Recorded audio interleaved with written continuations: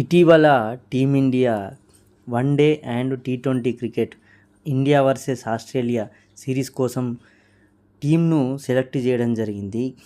ఆ టీంలో శుభ్మాన్ గిల్కు కెప్టెన్సీ పదవి అప్పగించడం ద్వారా రోహిత్ శర్మను కెప్టెన్సీ పదవి నుంచి తొలగించడం జరిగింది. దీంతో ఇక రోహిత్ శర్మ యొక్క కెప్టెన్సీ కెరీర్ ముగిసినట్లేనని విశ్లేషకుల అభిప్రాయం.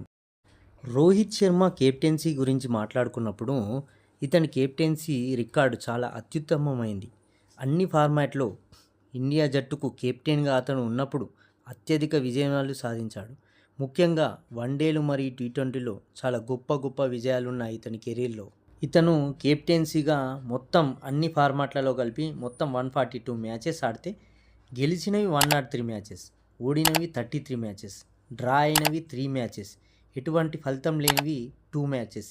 ఇతని విన్ పర్సెంటేజ్ వచ్చేసి 72.53% ఉంది. ఇక వన్డేల్లో విషయానికి వస్తే ఇతను మొత్తం 56 మ్యాచ్లు ఆడాడు. అందులో గెలిచినవి 42, ఓడినవి 12 అండ్ టై అయింది 1 మ్యాచ్ అండ్ ఫలితం లేనిది 1 మ్యాచ్. అండ్ విన్ పర్సెంట్ వన్డేల్లో 75% వరకు ఉంది.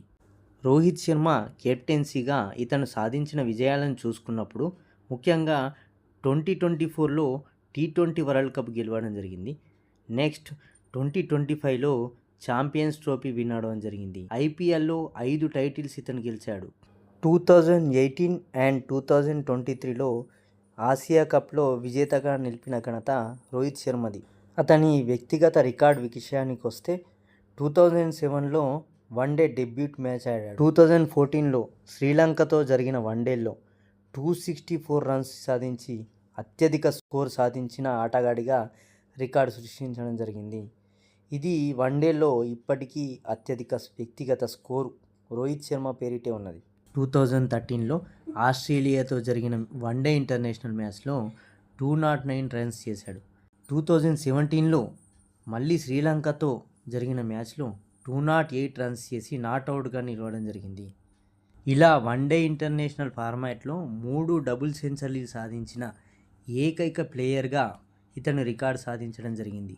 అందుకే అతని అభిమానులు మరియు అందరూ క్రికెట్ ఫ్యాన్స్, ఇండియన్ ఫ్యాన్స్ అందరూ కూడా ఇతన్ని హిట్ మ్యాన్ అనే పేరుతో పిలుస్తున్నారు.